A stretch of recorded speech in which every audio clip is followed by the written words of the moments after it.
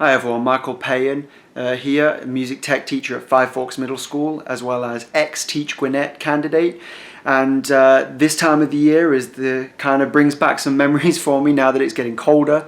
It reminds me of going out onto my balcony and planning, writing emails and writing papers for Teach Gwinnett, as well as trying not to be fired for the job that I was trying to become certified in. So about this time last year is right where I kind of realized the gravity of what I'd gotten myself into with Teach Gwinnett. And I'd like to share some things that I find useful now looking back on that time. So this time last year, I had just finished my first CPO, which was my supervisor coming in and observing my class. And to be honest, it was a complete train wreck. One of the worst parts of Teach Gwinnett last year for me. I had already explained to my class what was going to happen. There's going to be someone here. It's really important to me that we really put on a great show, a great lesson for her and show her what we can do. Not 5 minutes into the lesson, I'm walking around giving instructions and a girl in the back of my class goes, "Mr. Payan, who's that woman?" And I didn't lose it. I don't know what I did. I mean, Miss Newhouse, my supervisor, found it funny afterwards. Apparently, I don't even think she heard it, but I mean, middle schoolers gonna middle school. The rest of that observation was still a train wreck, not just because of what the girl had said, but because of me.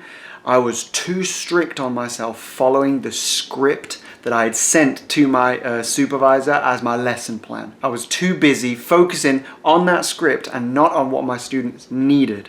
So I got it backwards, really, of how it's supposed to be. It took me a little while to kind of view my lesson plan as like an eating utensil. Okay? If my learning target was a bowl of soup, and my students were trying to be fed that learning target, then my lesson plan was a fork. And no matter how I tried, I could not get that information into my students. And I would not change my mind. What I should have done, instead of sticking to the script and just barreling forward and blaming the kids in my head for not getting it, I should have switched to a spoon. I should have switched to a spoon and fed them what they needed using different methods, differentiation. And I got it completely backwards. I was too stubborn and too worried that if I deviate from the script that I'll get dinged from my supervisor for not following what I had sent to her. But in reality, if I had differentiated and it had gone better, I could have discussed that with her afterwards and gotten way higher than I did.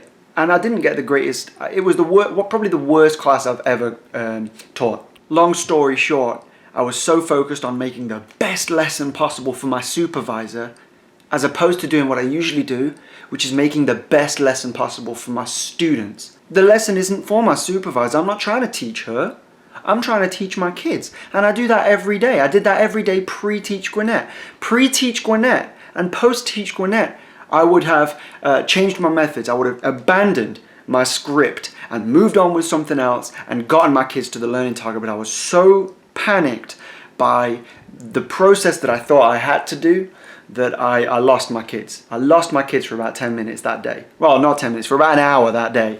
And after that, I really had to change my way of thinking, going into my Lua, going into my VIP lessons. Don't be a script teacher. Be a teacher. So when it came to filming my VIP, I had already written out my Lua. I'd already written out my script. But I thought, I've been doing this for 3 years. I know how to teach. I haven't been fired yet. I haven't lost my kids yet. So, and I hopefully never will. But I figured, go into my VIP, teach. I have an end target in goal. This unit that I've planned is good. It's solid. I know where I want my kids to be. Now, if they don't get there directly the way that my Lua states, I can write about that and critique that in my VIP paper and in my sleep paper and say, hey, this wasn't successful when I wrote it down. My kids had different ways of thinking. So in which case I added this. And that allowed me to get to the learning target. And that will actually get you a better grade than if you are rigid with the script and you are stubborn in your plan. Don't be a script teacher. Do whatever you can do now, preparing for the VIP. If you already have an idea of the dates that you're going to film these lessons, go and speak to your principal and see just how much she can do to help, or he can do to help you get someone in there to help you film. My principal, she has always backed me. I can't say enough nice things about her. She got me different staff members in the building to come to my classes. I did 4 lessons for my VIP, and for only half an hour out of all 4 of those did I not have someone following me around with a camera. It gave me so much to select from when it was time to write about those lessons. So when you've filmed your lessons, first thing you ought to do is go through it, scour those videos and look for the 20 minutes, however they're going to divvy it up this year. Look for those 20 minutes of student engagement and a positive learning environment. You will know once you've taught the lesson which bits felt good and stuff. So look for that. But listen to me now. Hear me now. Look for or plan ahead for parts of your lesson where students can engage students in questioning and answering. I had a lot of conversations with my students where I prompted them to an answer and they prompted me to a question, etc. Healthy dialogue there between teacher and student. But if you can get a student to question another student and have them independently coming up with dialogue with your content, your supervisor will love it. You will thank me later. Think about that now. It was really difficult for me to try and get that in there, but had I put it in there, oh my goodness, I'd be teacher of the universe right now. So actually writing the VIP paper wasn't that bad, because it's kind of like a diary or a journal that you're going to write about what you did that day, except that you're then going to give that diary to multiple people and let them scrutinize it for you. My personal preference when writing the VIP and the lure and the slee actually was what prompted me to make this video, was going out onto my balcony. It was about October, so it was getting colder. I would take my headphones, I'd wear something comfortable, take my laptop, take my notes and stuff, sit out on my balcony and listen to whatever music kind of reflected how I was feeling at that time in Teach Gwinnett.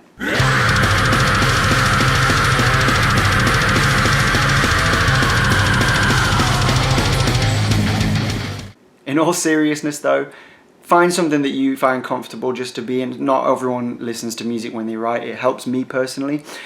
But just as long as you can back up what you're saying in your VIP paper with concrete examples from the video, no one can argue and say that you didn't do what you're saying you were doing. In closing, I know that this time last year was, like I said, I'd just finished my first observation. You're going to have a lot more coming, not only locally with your school system, but Teach Gwinnett, your supervisor, your mentor, Miss Lord may come in and watch you one day, but they're coming in to watch you teach and evaluate whether you are a good teacher or not. Now, that's not the way it is. That's not what they're really doing, but that's how I kind of like to think about it, because that made me think differently at that point, especially after my first train wreck observation. No matter who comes into your room, your principal, your mentor, your supervisor for Teach Gwinnett, Miss Stacey Lord, Alvin Wilbanks, the teacher of the year, whoever comes in your room, you are the best teacher in that room for your students in your content area at your school. As soon as I started teaching to a script and becoming an actor instead of a teacher, I was the worst teacher in that room. I really hope that this video does help in any way.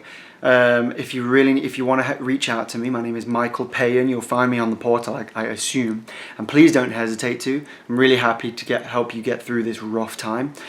The work's tough and the work is going to keep coming now. Just because you're on your lure and your VIP doesn't mean there are different things coming too that you may not even realize. I know that when I started Teach Gwinnett, it was described to me as pushing a boulder up a hill. It's just heavy and you just gotta keep working and keep pushing and keep pushing.